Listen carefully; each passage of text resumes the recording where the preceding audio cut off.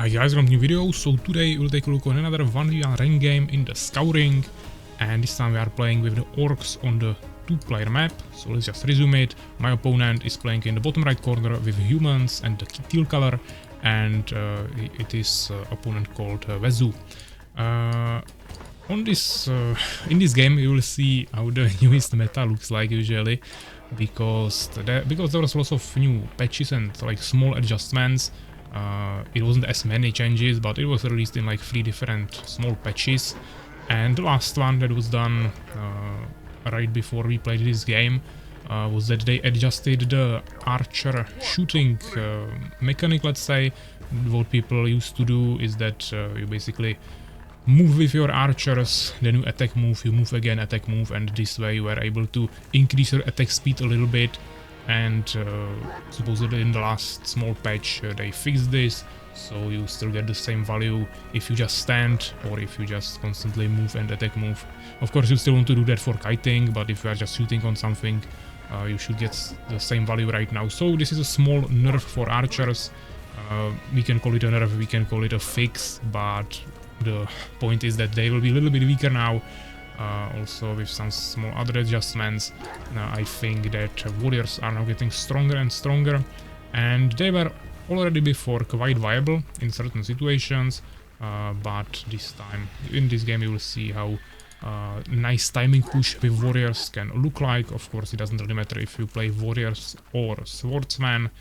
There is maybe a small argument for playing even swordsman if you are playing a mirror against other swordsmen or warriors, because you have less space on your barracks, so potentially if the enemies get there they won't have as many units there, but at the same time if you want to protect your own barracks you will need the units there. So it just depends. I think it really doesn't matter that much, and both units should be kinda similar strength. He's doing the same thing, he's going for swordsman. As you can see, he has 5 of them. I have 5 here and 1 more in scouting, so we had the 6th warrior a little bit sooner out, and I also managed to nicely kill this peasant here in his base, so that was really good value. 30 gold for me, 1 kill.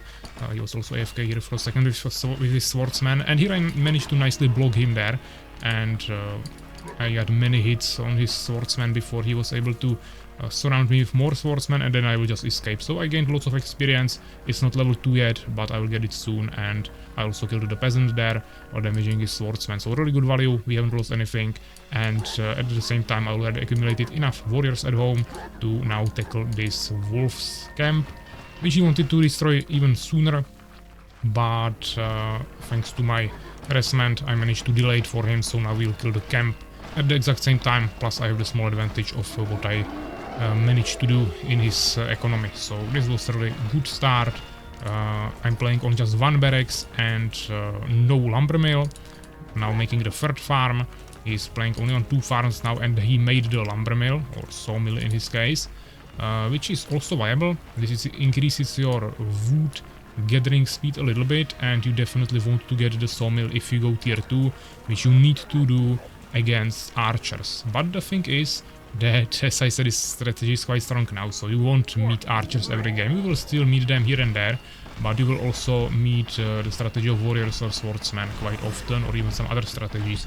So the thing is that unless you meet mass archers, or like decent amount of archers, you don't need shields, and if you don't need shields you don't need tier 2, so you don't need to upgrade your clan hall to bastion, or the town hall to fort. So that of course saves lots of wood, because it is 200 wood, plus the lumber mill is another 200, plus the blacksmith, yeah, plus the upgrade for the shield. So lots of wood that you would need extra. But if we play with just 1 barracks, we don't even need to spend another 400 wood for a 2nd barracks, which I still could do even without the sawmill. As you can see, I have still enough wood for another barracks, but I just don't have the gold now, because I actually decided to go for a charge at the start of the 1st night, and because I had lots of extra gold from all the kills, especially the troll there.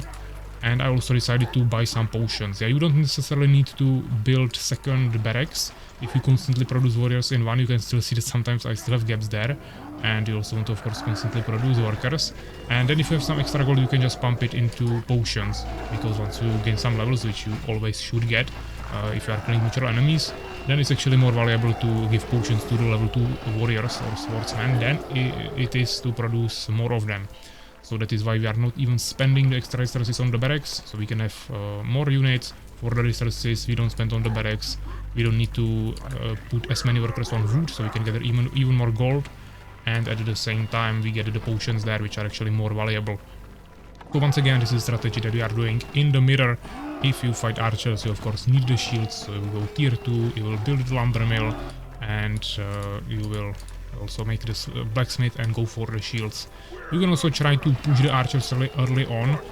If you can catch them off guard and for example they will not be in their base, you get on top of their barracks, then you can kill them really quickly even like that, but they can still kill you with just shooting you. You still need to split a little bit, they can repair, yeah, so it's still not easy, but it's definitely possible. On open field you definitely need the charge there to even have a chance against them. If you don't have charge and you don't have shields and they have lots of archers, they will just always kill you. But if you have the charge, you definitely have a chance in this matchup. Once again, I didn't even need the charge, to be honest. I just got it because it's convenient to have the extra mobility. If he's trying to retreat from me, or if I'm running away from him, maybe I can charge to some neutral enemies or something. Also, when I was killing the archers here, it was also nice to have it. So it's definitely not necessary, but if you can get the charge, it's always nice, and I just felt like it wasn't that big of a deal. The research time was maybe like 2 more warriors that I could have had. And gold doesn't matter because I still have enough resources and I will pump them into potions anyways in the end. And here I decided to go for a push at around 6 minutes, which is still during the first night. I also have lots of units at home, but here I have a really strong army of level 2 warriors, most of them. And they also have usually at least 1 potion, some of them even 2. So we have a really strong army. He has maybe even more units, but I have the levels that I'm immediately getting on top of his barracks. Ideally trying to cover both of them while still keeping some of those really strong units down there. Unfortunately here I got this small bug which is in the game right now, that the warriors are not fully attacking. As you can see, they're like in this bugged animation, so I had to put them down, try to climb back up and try to destroy the barracks again. And now it started working, which is giving me lots of resources. You can see that my resources immediately skyrocketed. I actually lost all the units down there, but we don't care. We are destroying both barracks right now. Any units that come there are immediately dead because I have already too many units there, so he can't like put his whole army on top of the barracks. There is not enough space left, and I have those strong units there, so if there is just 1 or 2 swordsmen, they will immediately die. Even if they have potions or levels, I also have that, so he just has no chance, and he will just lose both his barracks. But it was still also during the night, so there is also lots of neutral enemies who helped me harass his economy a little bit. At the same time I placed second barracks at home, of course constantly producing new warriors, and now I could have probably finished him, but he also had some levels there, so I didn't really want to risk it. I would just retreat, regroup with more warriors at home, buy new potions, regenerate before I come back, and eventually I will just kill him here.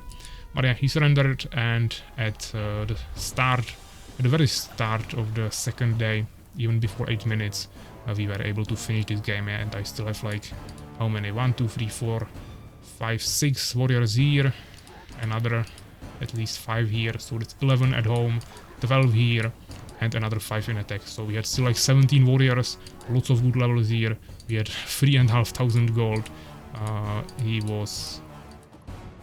I can't check the resources actually anymore, because the game already ended, but I think he was pretty much drained on the resources and he didn't have any more production buildings, so he could maybe buy potions here, but not for too long.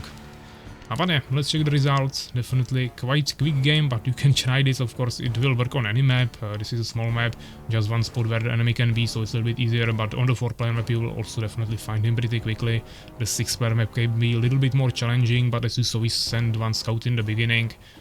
So you can definitely find, during the first day, you can find the enemy even on the 6-player map, and then you can decide what to do. But yeah, let's check the results. In total, we of course gathered more resources. He was definitely getting harassed pretty heavily, so both more gold and more wood, even though he had the lumber mill there.